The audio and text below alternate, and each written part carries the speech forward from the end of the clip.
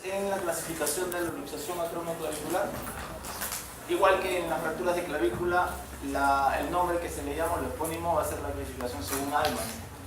¿Qué es lo que dice Allman? De menor grado a mayor grado, ¿no? ¿Qué dice? La clasificación tipo 1 es que estos ligamentos todos están intactos. Solamente hay un esguince o se espera un poco esta que es la articulación entre la acromio y la clavícula. No hay separación en nada. Tratamiento conservador nomás. El grado 2, ¿qué es lo que dice? Se rompe la articulación, se rompen los ligamentos acromioclaviculares. Pero estos de acá, estos ligamentos, los principales, están intactos.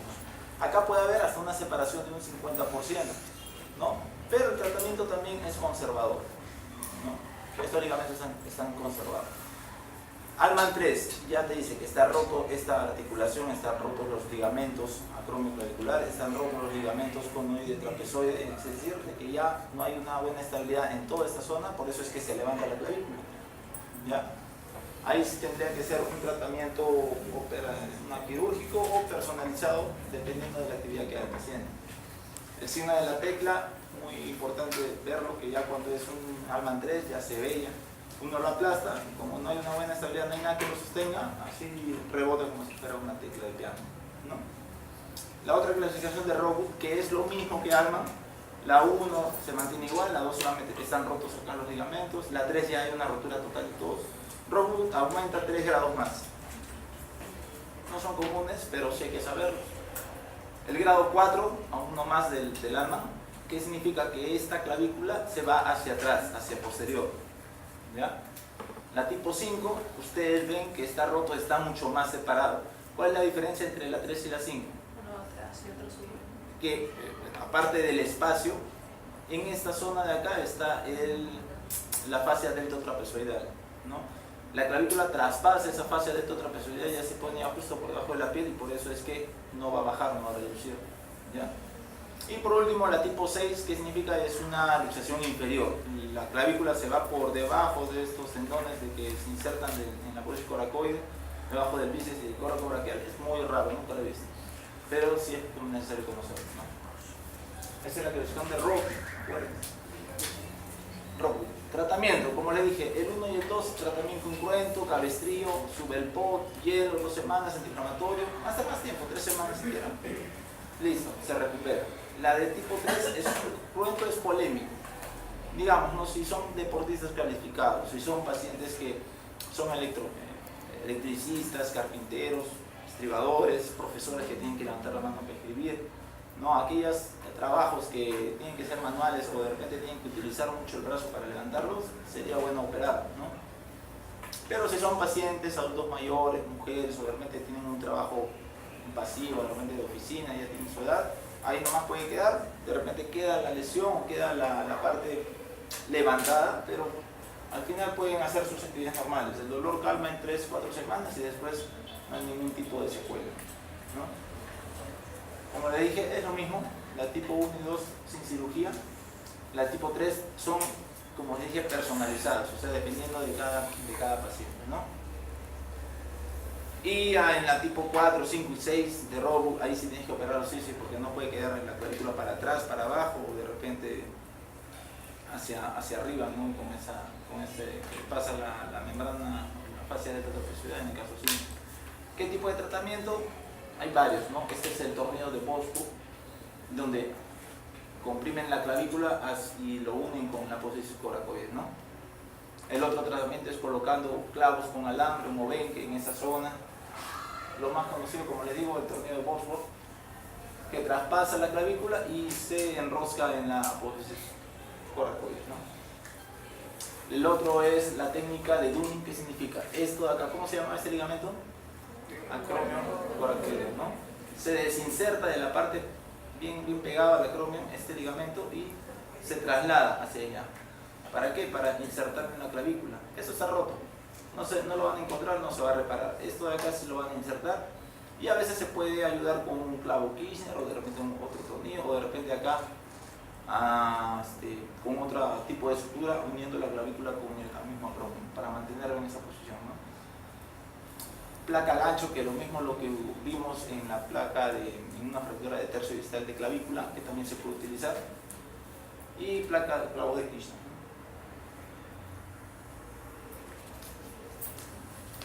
Luxación externo-clavicular, esta es la tercera patología del hombro recién. Poco frecuente también, es poco común.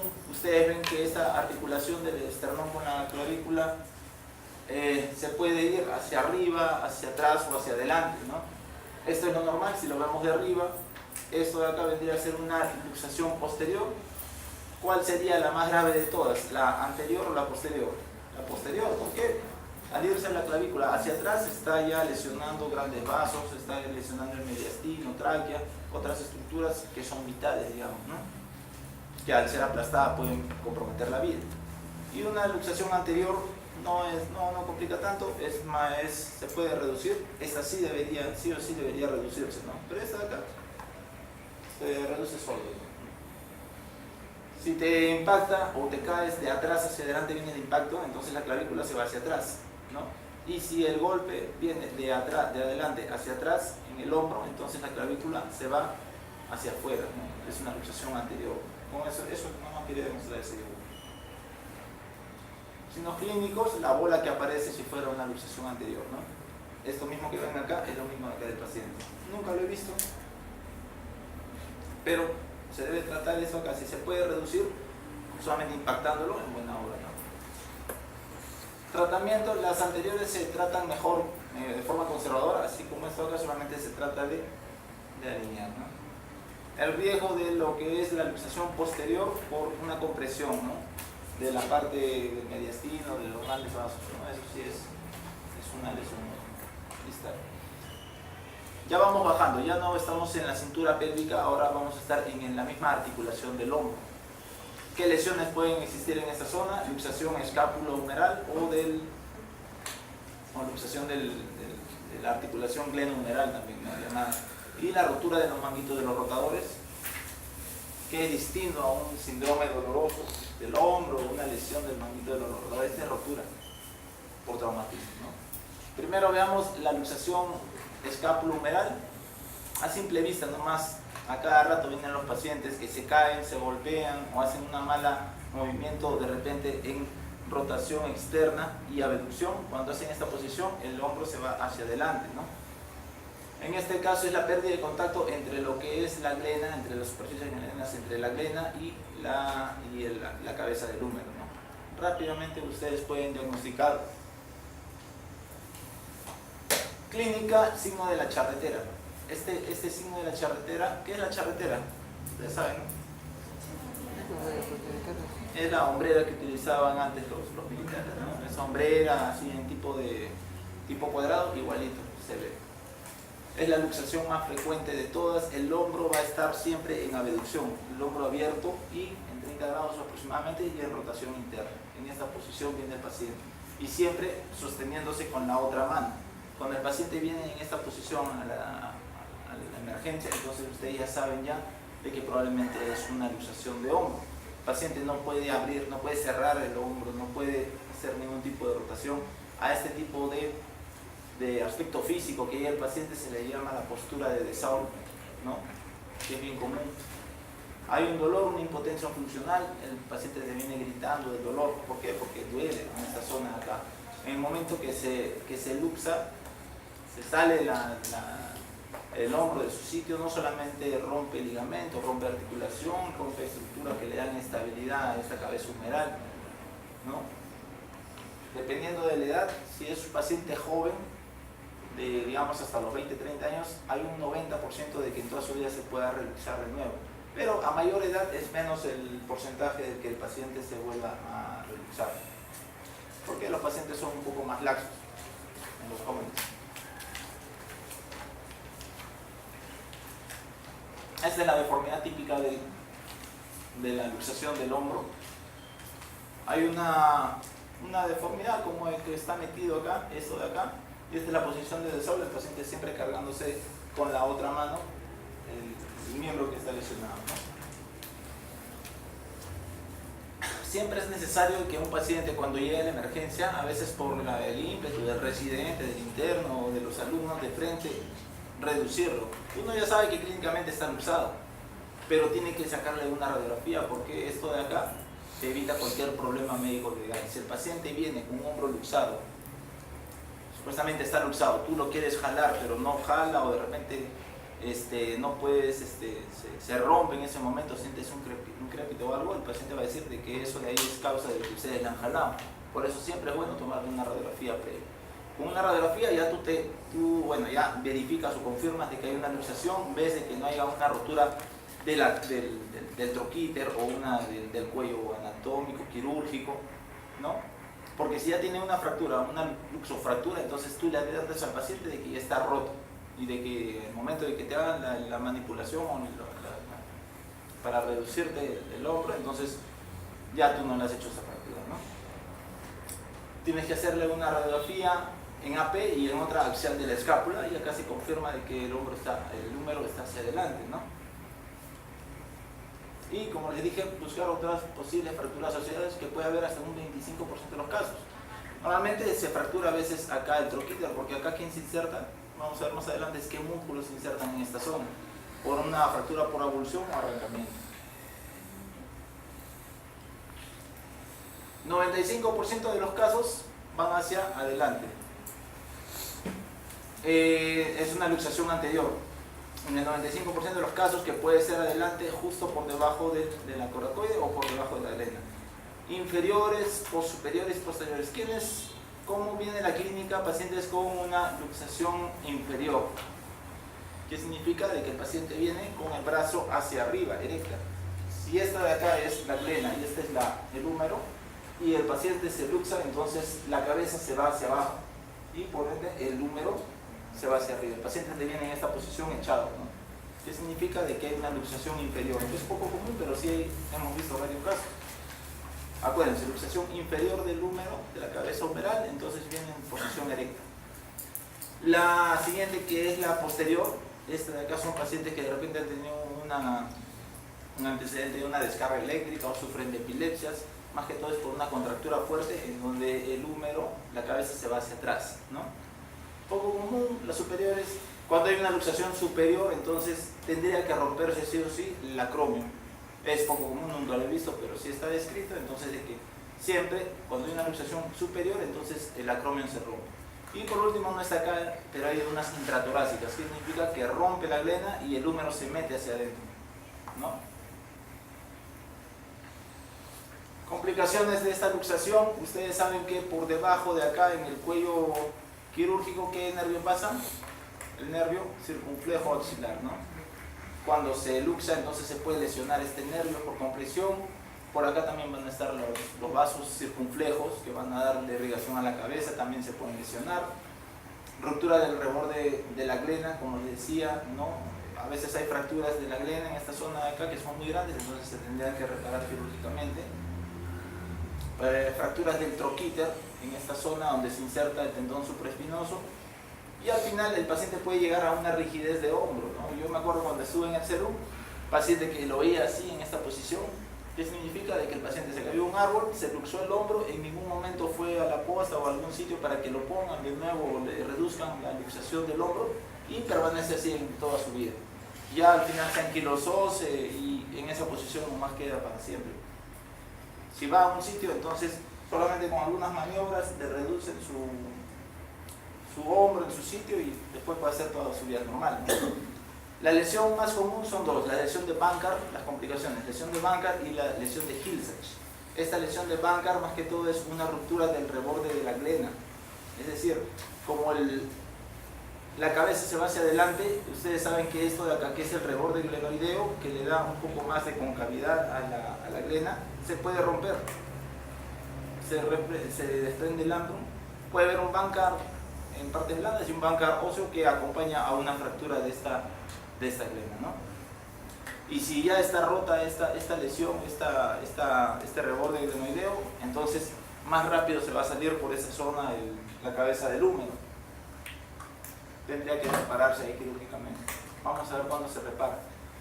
Lo otro es la lesión de Hill-Sachs. Como el húmero se va hacia adelante, entonces, ¿qué es la lesión de Hill-Sachs? Es una fractura por compresión de la cabeza del húmero por parte del reborde anterior de la glena. Esta es la glena, el húmero, la cabeza se va hacia adelante, entonces le va a hacer una fractura por por compresión, ¿no? Acá se ve esta compresión, el húmero se va hacia adelante y acá ya queda esta secuelita, ¿no? Y a veces se puede romper la parte anterior de la glena, ¿no? Es otra complicación de las lesiones. Variantes que tenemos en las luxaciones del hombro: una luxación tardía o inveterada. ¿Qué significa? No se va a diagnosticar en el momento. Ustedes saben que toda luxación siempre es una emergencia. Una luxación de tobillo, cadera, hombro, codo, tienen que llevarlo hacia al hospital más cercano para que le reduzcan. Si pasan más de 3 semanas, ya prácticamente ese hombro no se va a poder reducir a no ser que lo operen. Por eso, una tardía no se diagnostica en el momento, pasan más de 3 semanas, es mucho más difícil recolocarlo incruentamente, así que hay que entrar a la sala para operarlo de repente. Una luxación habitual es indolora a pacientes laxos de repente, ¿no? Unos pacientes que sufren de hiperlaxitud ligamentaria van a hacer de que su hombro se vaya hacia adelante, hacia atrás, de repente, ¿no? Hay que hacerle de repente una aplicatura en ese sitio. Luxación recidivante que no cicatriza. Este paciente que de repente, una vez que se luxó hacia adelante, a los 2-3 días volvió a utilizar el hombro y se le sale de nuevo, y después de repente al mes se le vuelve a salir, ya es recidivante, no cicatriza, se luxa en varias ocasiones, más de 4 veces, entonces habría que operarlo a este paciente. Y por último, una irreductible que con las maniobras no se logra ningún tipo de reducción. Al paciente vamos a verle de que con maniobras, ahorita vamos a hablar de esas, de repente hay una estructura, un músculo, un tendón que interrumpe el paso para que le colocamos el húmero en su sitio, entonces no se va a reducir, ¿no? Tratamiento, como les digo, siempre va a ser una reducción cerrada en el momento que llegue el paciente. Se puede o no colocar anestesia, ¿no? O una vierte cuando ya hay lesiones asociadas, cuando es una luxofractura tendría que entrar a sala, o cuando es no se puede reducir incruentamente, ahí también se tiene que entrar a sala de operaciones, ¿no? ¿Cuáles son las maniobras más importantes que vamos a tomar en cuenta en esta clase? Uno es el método hipocrático. Esto al final se utiliza cuando el paciente le haces diferentes formas de cómo reducirlo, le colocas la pierna en la axila y le traccionas todo su brazo a la fuerza. La mano tiene que entrar de todas maneras, ¿no? Si ya no te entra después de utilizar esta maniobra, que es la más fuerte de todas, la hipocrática, entonces ya tienen que entrar a sala de operaciones.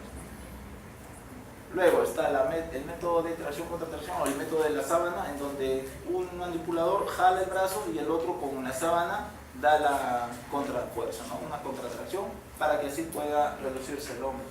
Lo que normalmente nosotros utilizamos es el método de Kocher, la maniobra de Kocher, que son 4 pasos. Esos 4 pasos tienen que saberlos de memoria, ¿no? Puede ser una maniobra de Kocher echado o sentado, o de repente con la silla. La maniobra de Stimson, solamente lo menciono, nunca se utiliza, nunca lo he usado, es de que el paciente esté en decúbito prono, boca abajo, con unos kilos, que se mantenga ahí unos 10, 15, 20 minutos, a ver si entra o no entra. Tiene que estar relajado.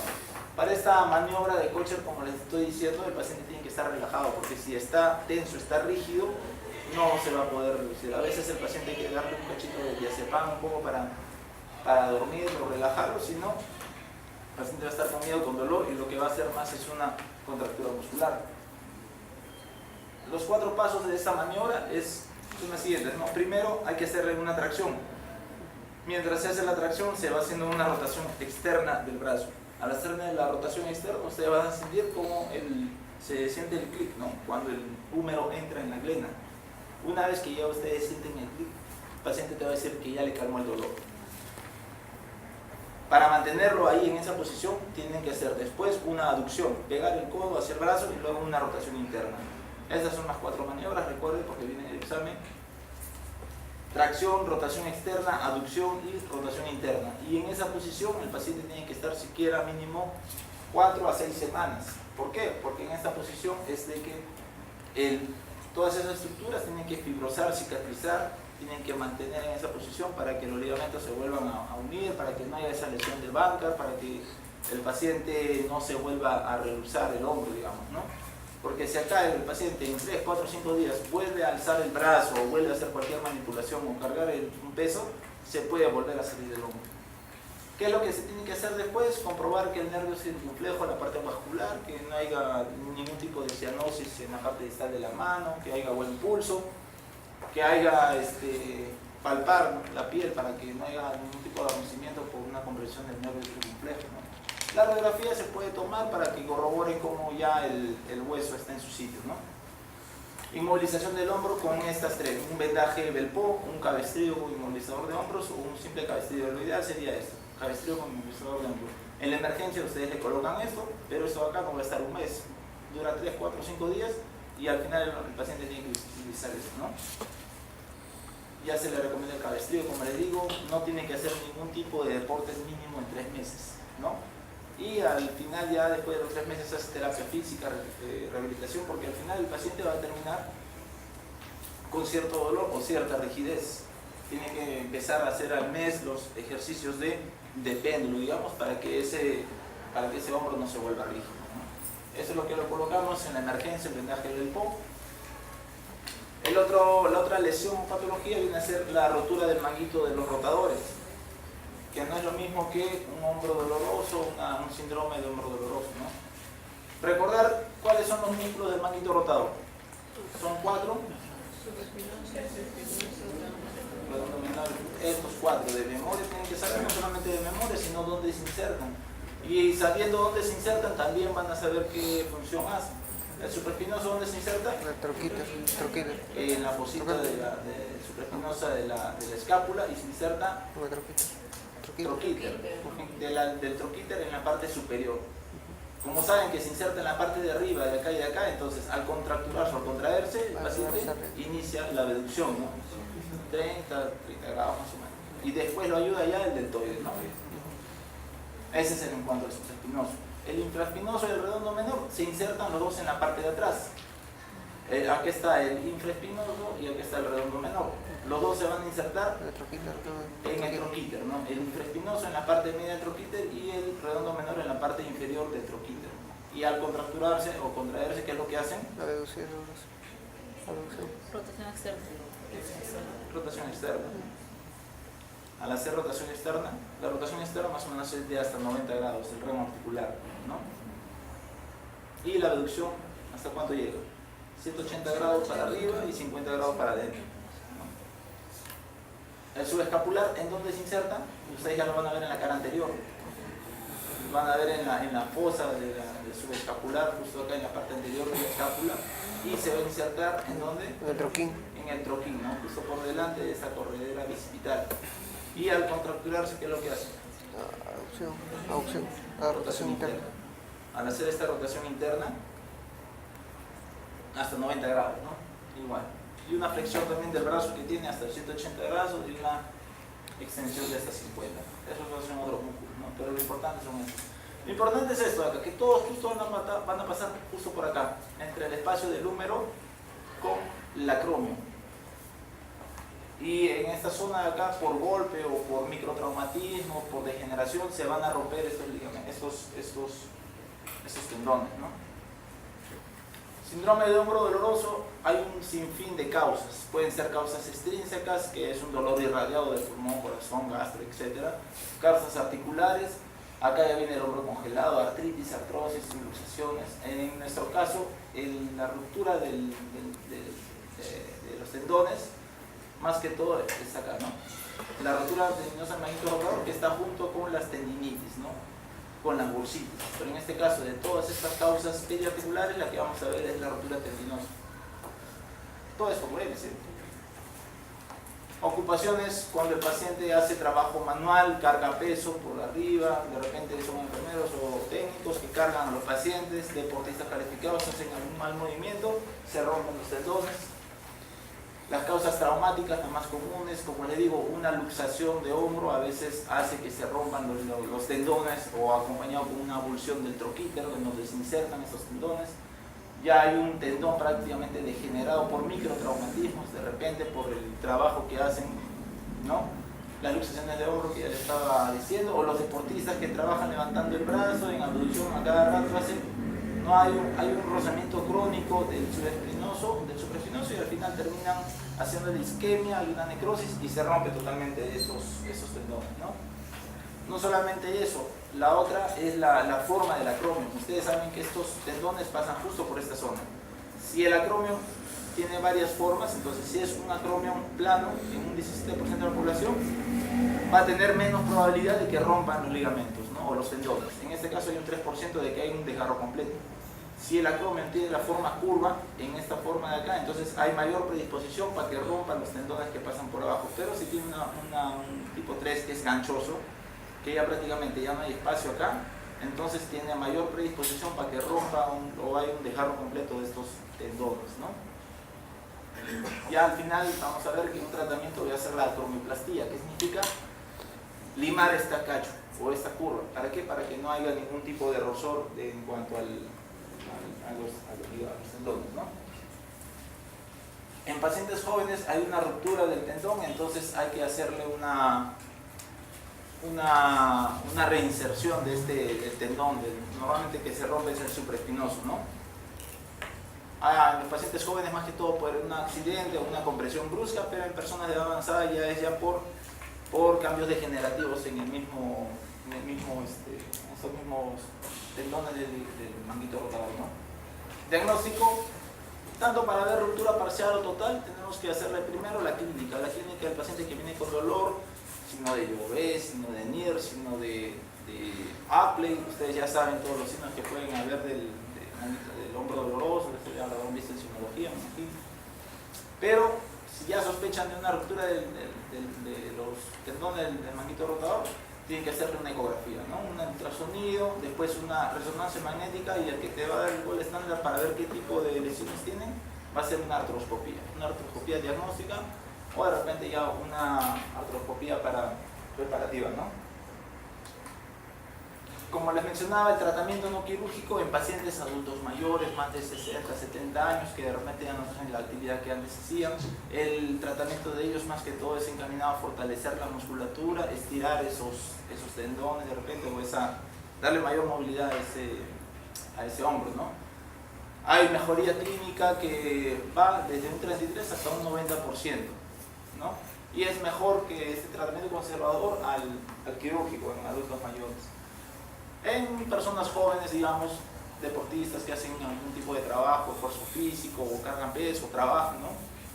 Se tiene que reparar este manguito. En este caso el supraespinoso, como está desgarrado, se colocan anclas, estos anclas con estos hilos especiales, se amarran. Al momento de amarrar, lo jalan y se reinserta este mismo tendón hacia donde supuestamente está ubicado en el troquíter, ¿no? ¿Para qué? Para que vuelva a utilizarse, como siempre. En otros casos, como les digo, también estas acromioplastías para darle o limar este acromio que está medio curvo, de repente medio ganchoso, ¿no? Y eso le cambia dolor para evitar de que de nuevo se pueda romper estos tendones, ¿no? Vamos más abajo. Nos encontramos con lo que es fracturas de húmero. Lo vamos a clasificar el húmero tanto en fracturas proximales, diaficiales y distales. En este caso, como nos toca de hombro, lo vamos a ver solamente los proximales, pero en el sílabus no hay fracturas diaficiales, así que lo vamos a tomar, ¿no? Ya las distales lo verán como el profesor que le haga codo, me imagino. ¿Qué saben de las fracturas de húmero proximal? Es bien común, 4 o 5% de todas las fracturas, más que todo en adultos mayores y en mujeres, porque son osteoporóticas. Más en fracturas del cuello quirúrgico. Ustedes saben que la parte proximal del húmero se va a dividir entre fracturas de troquíter, de troquín, cuello anatómico, cuello quirúrgico, fracturas luxaciones. De todas estas, el cuello quirúrgico es la más frecuente, ¿no? Más incidencia, como le dije, en ancianos mujeres, y es a menor energía. Pacientes adultos mayores que se caen, puede ser trauma directo, no un golpe, o si no indirecto, que también se caen, apoyan la mano y se fracturan en la parte proximal del húmero. La ventaja es de que un 80% no están desplazados o de repente están impactados, no están muy desplazados, por lo tanto, si no están desplazados o de repente están impactados, el tratamiento es conservador. ¿De qué se debe que no estén desplazados? Porque los tendones del manguito los comprimen y los mantienen en su sitio. Hay una cápsula articular que de repente está intacta, o el periósteo también. Por eso es que se debe que no estén desplazados. Como le dije, un trauma directo, un impacto, si fuera joven, eso acá no se rompe, pero un adulto mayor, cualquier caído o golpe que tenga su hueso como galleta o como tiza, se fractura rápido, ¿no? O de repente cae sentado y apoyándose la mano, entonces en esta zona indirectamente se fractura del húmero. Siempre tienen que tener en cuenta este signo, el signo de Enneking. El signo de Enneking viene a ser una equimosis en la cara interna del brazo o en la cara externa del tórax, y este es patognomónico de este tipo de fracturas de húmero proximal. Por gravedad, el sangradito baja y se vuelve acá un hematoma, ¿no? Clasificación. Ya les mencionaba de que hay una clasificación de NIR para lo que es un húmero proximal. Es bien compleja. De repente no les va a venir en el examen, pero sí es necesario que al menos NIR sepan que es para húmero proximal, ¿no? Y para tercio distal de grado 2 de alma, ¿no? de clavícula que vimos. Lo va a clasificar según el desplazamiento, si está más de 45 grados o un desplazamiento más de 1 centímetro. Y va a tomar en cuenta el número de segmentos, ¿no? Por ejemplo, si está fracturado del cuello anatómico, si hay fractura del cuello quirúrgico, de la tuberosidad menor o troquín y del troquíter, ¿no? Y según eso se van viendo del grado 1, 2, 3 hasta 4, según el número de partes fracturadas, según el desplazamiento, si está más de 45 grados o más de 1 centímetro, ¿no? Lo que sí viene en el examen es esto de acá, que ustedes ya saben, deben saber de memoria, es la calificación de AO para las fracturas de los huesos largos. En este caso, fractura de húmero proximal, ya saben que es el 1, 1. El primer 1 porque es el húmero, el otro 1 porque es la parte proximal. De ahí lo van a dividir A, B o C. El A, ¿por qué? Es una unifocal. ¿Qué significa? Es un solo trazo, ¿no? Un solo trazo que va a dividir este hueso en dos. Un solo trazo. Bifocal, ¿por qué? Porque hay dos trazos. Es decir, hay como 3 fragmentos. Este y este. Hay 3 fragmentos bifocales, ¿ya? Y articular, ¿qué significa? Que ya llega el trazo hasta la articulación, hasta la cabeza. Y cada vez ustedes saben, mientras más es el A, B o C, más de menor a mayor severidad, ¿no? El A, que hemos visto que es unifocal, entonces lo vamos a diferenciar. Que este de acá, del A1, es solamente la tuberosidad agarra. El A2 es una unifocal, pero agarra la metáfisis y que está impactada, ¿no? Y el A3 es una metafisaria no impactada. Este es tratamiento conservador, el A2, y esta de acá, si está muy desplazada y no está impactada, entonces habría que operarlo para realinearlo, ¿no? Las tipo B, ya saben que es extraarticular bifocal.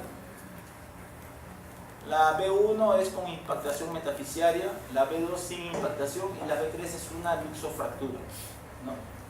Y por último la C, que ya es el trazo va hacia la articulación, la C1 con ligero desplazamiento, C2 con